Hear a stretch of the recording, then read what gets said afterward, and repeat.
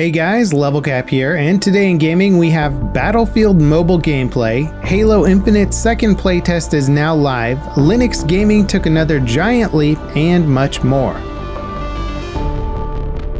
Players are sharing footage of Battlefield Mobile. It's currently available on Android in select regions and doesn't have a firm global release date as of yet.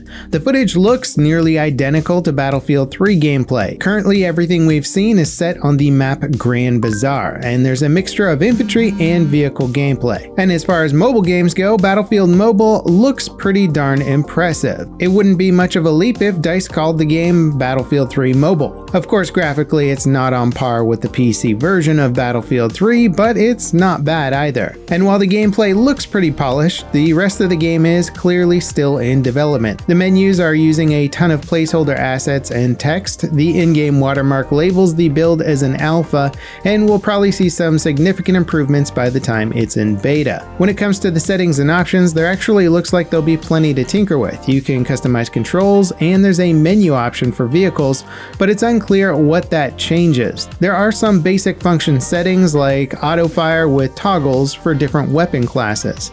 And finally, the graphics options have a wide range of settings. Graphics quality and frame rate both offer presets from low to max. Overall, it looks like DICE are headed in the right direction with Battlefield Mobile. Anyone who's been wishing for a Battlefield 3 remaster might have a pretty good time with this. That said, it's clearly intended for a more casual audience and is being built from the ground up for mobile devices. So don't expect it to replace your PC Battlefield experience by any means. The game should be rolling out for more regions throughout 2021.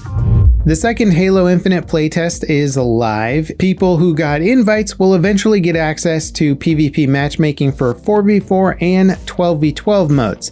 As of writing this though, only private matches and the Academy training modes are available.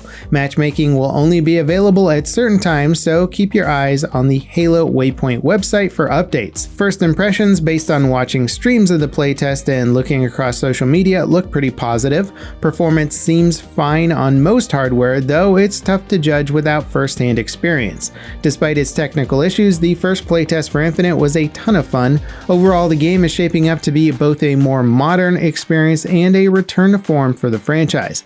Let us know if you're interested in an updated impressions video for the new playtest in the comments.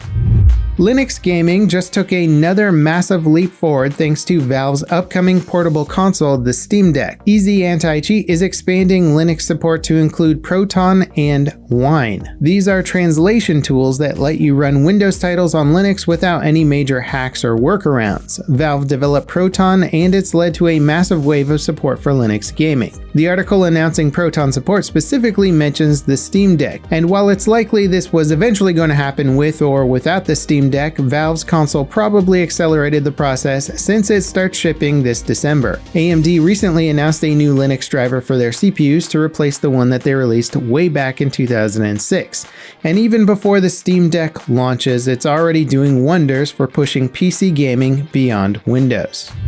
Apple has doubled down on their Fortnite ban after Epic asked to have their developer account reinstated. Epic CEO Tim Sweeney recently emailed Apple's lawyers requesting the account to be restored since Epic has paid their court-ordered fees and will agree to the iOS App Store's terms of service. Apple's response reiterated that Epic intentionally breached the terms of their contract with Apple and that they won't consider reinstating the account until all legal proceedings have concluded. Epic are currently appealing the US ruling in their case against Apple and have similar cases awaiting trial in other countries. Sweeney estimates it'll take at least 5 years for all of these cases to get sorted out. Sweeney's tweet about it also makes it clear that Epic's request was pretty much just a way of bolstering their court case. He's since tweeted about Apple's response being anti-competitive and accused the company of breaking their promise to unban Fortnite if Epic followed the rules.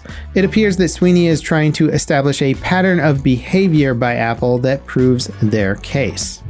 Nintendo dropped some big reveals yesterday during their latest Direct presentation. They showed gameplay of Bayonetta 3, which was first announced back in 2017. Splatoon 3 got a trailer and launches next year. A new Nintendo Switch Online tier was announced that offers select N64 titles. Metroid Dread got a launch trailer that just looks epic. The original Star Wars Knights of the Old Republic is launching for the Switch on November 11th. There's also reveals for Mario Party Superstars, Monster Hunter Rise DLC, a new Kirby game, and more.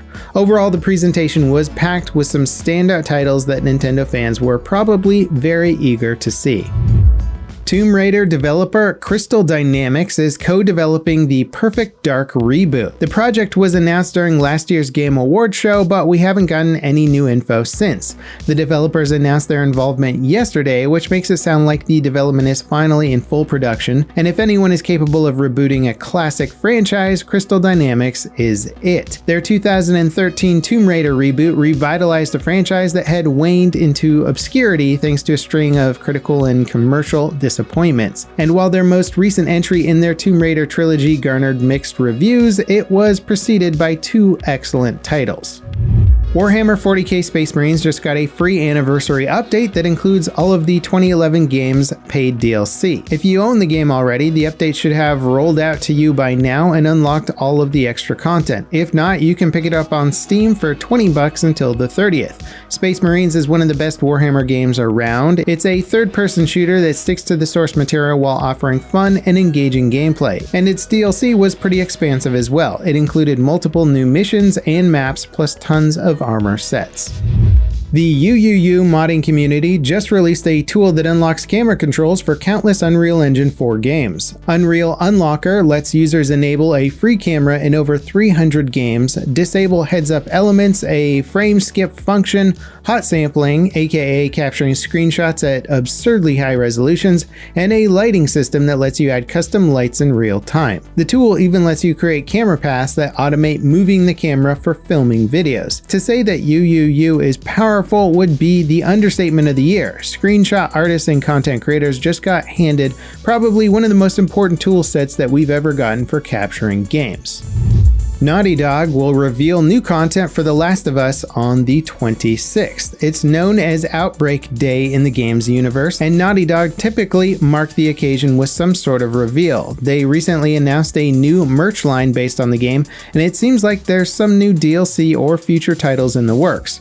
We know the studio is currently developing a standalone multiplayer game. It's presumably related to The Last of Us, but there's nothing concrete just yet.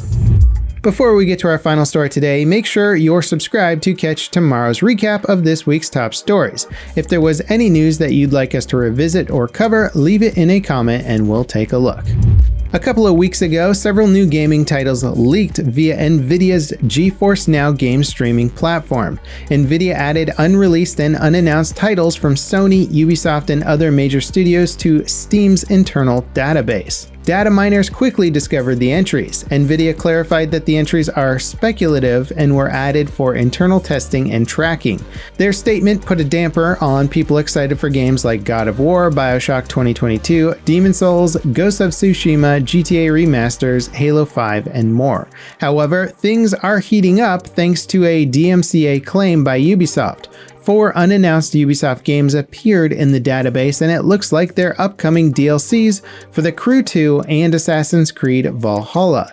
Ubisoft DMCA'd a GitHub repository with the database entries, which means that the leaks are genuine to some extent. Long story short, these Nvidia entries are looking a lot less speculative. And that wraps it up for today in gaming. As always, guys, thank you so much for watching, and I'll catch you next time. This is Level Cap, signing off.